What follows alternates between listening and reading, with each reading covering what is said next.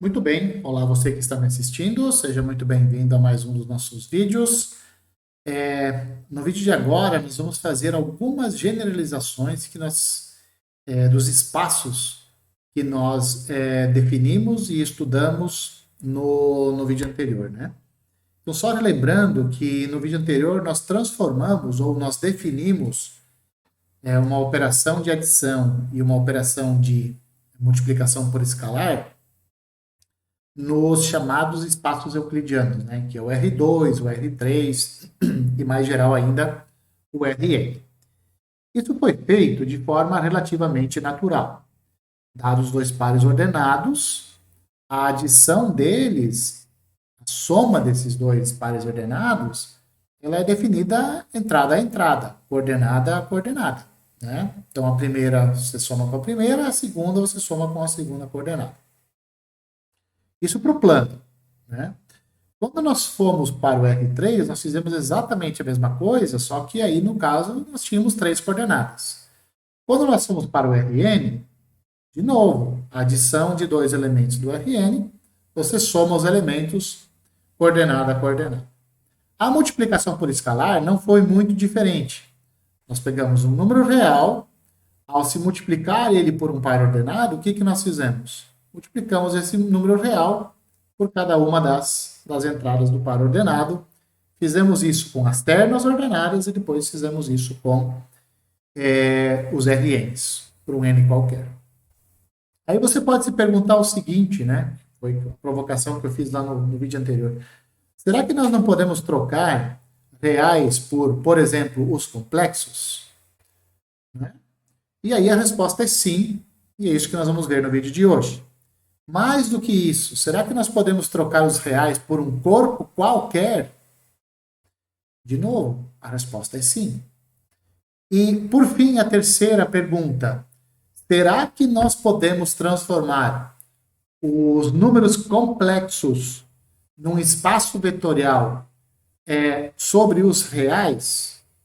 Ou seja, será que eu posso definir uma multiplicação por escalar de números reais por números complexos, de forma a transformar os números complexos num espaço vetorial, o plano complexo, o c quadrado, o c cubo, etc., ou seja, o Cn.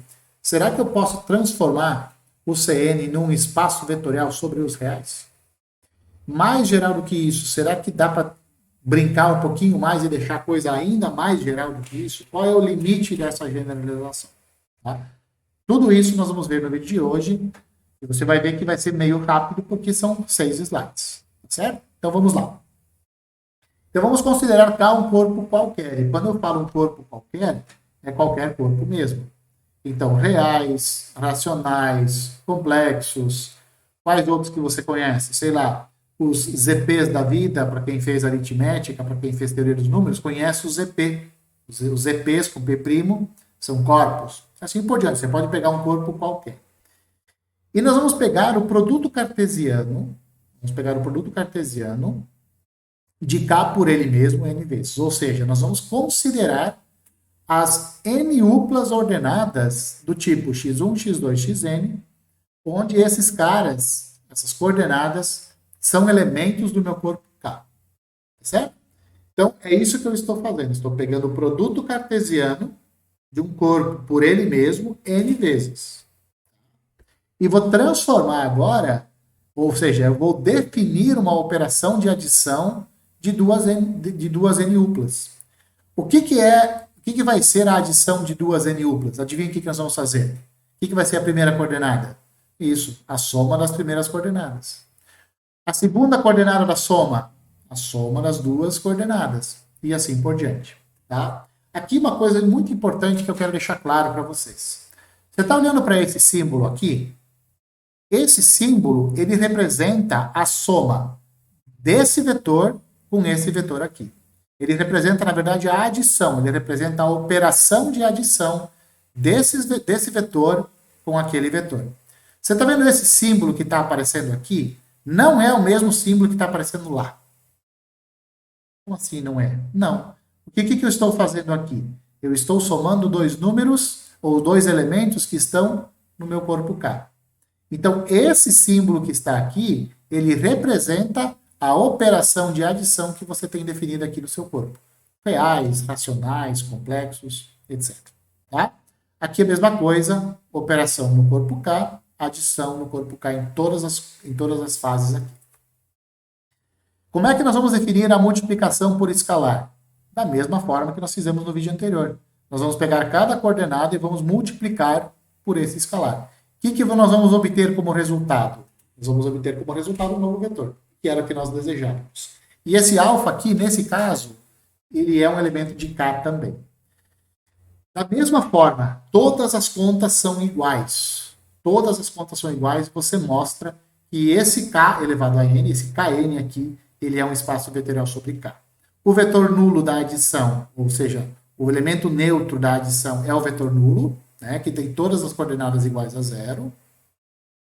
O oposto aditivo do vetor x1, x2, xn é o vetor em que você inverte o sinal de cada coordenada. Né? Então, se aqui é x1, x2, xn, o oposto aditivo vai ser menos x1, menos x2, menos xn e assim por diante. Se você considerar o K como sendo os complexos, então você vai ter que o Cn ele é um espaço vetorial sobre C. Se você pegar o K como sendo os reais, você vai ter que o Rn ele é um espaço vetorial sobre os reais. Se você pegar o K como sendo os racionais, então você tem que o Qn ele é um espaço vetorial sobre Q. O Zpn também é um espaço vetorial sobre si mesmo, sobre o Zp. Tá? Bom, agora vamos mudar um pouco a conversa. Vamos pegar o Cn, que são as n-uplas de números complexos. Vamos continuar mantendo a nossa definição de adição, tá? Do jeito que a gente vinha definindo, coordenada a coordenada. E agora nós vamos pegar uma n-upla de números complexos e nós vamos multiplicar ela não mais por um complexo, mas nós vamos multiplicar ela por um número real alfa. Como é que nós vamos fazer essa multiplicação? Do mesmo jeito que foi feito antes. Por que isso aqui vai dar um número complexo? Ora, porque nós olhamos os números reais contidos nos números complexos. Como os reais estão contidos nos complexos, nós podemos fazer a multiplicação de número real por número complexo. Isso aqui vai dar um número complexo, todas as entradas aqui darão um número complexo. Ou seja, eu defini uma operação de adição ponto a ponto, e eu defini uma operação de multiplicação por escalar, de um escalar real por um vetor formado por números complexos. De novo, o Cn ele é um espaço vetorial sobre agora, não sobre si mesmo, não sobre o C, mas é um corpo sobre o conjunto dos números reais. Tá?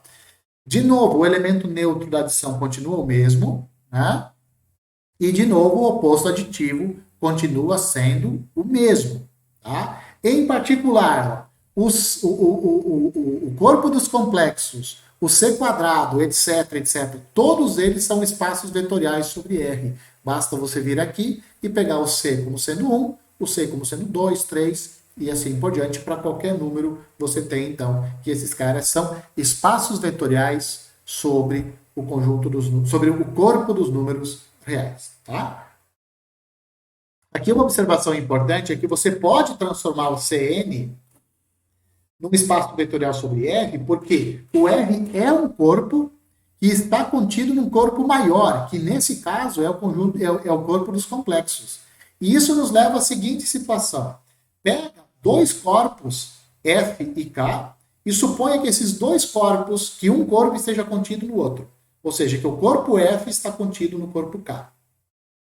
Você pega o Kn, pega de novo o conjunto Kn, que é o conjunto das uplas, só que agora os elementos estão em K, né? Então são N uplas de elementos de K. A adição você define exatamente da mesma forma, ou seja, você define ponto a ponto a adição.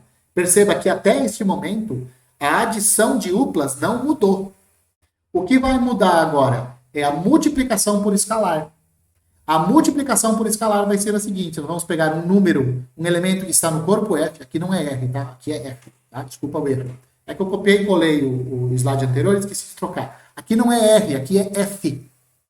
Então, nós vamos pegar um elemento do corpo F e vamos multiplicar por uma upla formada por elementos de K. Então, os escalares que nós estamos pegando estão no corpo menor, estão no corpo F, que está contido no corpo K. Então, essas multiplicações aqui, ó, todas elas fazem sentido. E, de novo, você vai transformar o Kn em um espaço vetorial agora sobre o corpo F. Não mais sobre o corpo R, igual nós fizemos antes, agora é sobre o corpo F. De novo, o vetor nulo. Quem é o vetor nulo? É o vetor formado pelas duplas que só tem o zero do corpo K. De novo, quem é... Aqui é K, tá? Quem é o oposto aditivo do K, do Kn, de um vetor de Kn? O que você vai fazer? Você vai trocar o sinal de cada uma das coordenadas. Em particular, o K, K quadrado, o K ao cubo, etc. São todos espaços vetoriais sobre o corpo F. Se você considerar o F como sendo os racionais e o K como sendo os reais, o que você vai ter? Você vai ter que o Rn ele é um espaço vetorial sobre K. Basta você ver aqui ó, que os racionais estão contidos nos reais. Você pode fazer essa brincadeirinha aqui e você pode transformar então o seu Rn num espaço vetorial sobre o corpo dos números racionais. Tá? Agora, olha só. Então, o Rn, você pode olhar ele como espaço vetorial de duas formas distintas. Tem várias outras, mas de duas formas particulares. Uma é quando você considera os escalares como sendo números reais, e a outra é quando você considera os escalares como sendo números racionais. São espaços vetoriais completamente distintos. Completamente distintos. Os vetores são os mesmos, a adição é a mesma, mas como você mudou os escalares, você automaticamente mudou o produto por escalar. E ao mudar o produto por escalar, tudo bagunça. Tudo fica muito louco. Tá? Em particular, você também pode ver os reais, o plano, né, os reais, o plano, etc., como espaços vetoriais sobre o nosso corpo dos números racionais. Tá? Bom, esse vídeo aqui, não sei se ele ficou bem mais curto do que os anteriores, né, que era o que eu queria. Esses espaços aqui que nós definimos, percebe que eles são generalizações dos espaços euclidianos do vídeo anterior? Nós não fizemos nada mais aqui do que generalizar conceitos e estruturas que nós fizemos no vídeo anterior. Esse tipo de coisa é super natural de você fazer na matemática. Para quem é matemático, para quem é algebrista, isso que nós acabamos de fazer aqui é uma das coisas mais naturais que podem acontecer na matemática, quando você quer criar matemática nova baseada em matemática conhecida, em matemática antiga. Tá certo? Espero que você tenha gostado. Um abraço a todos. Eu espero que vocês me vejam nos próximos vídeos.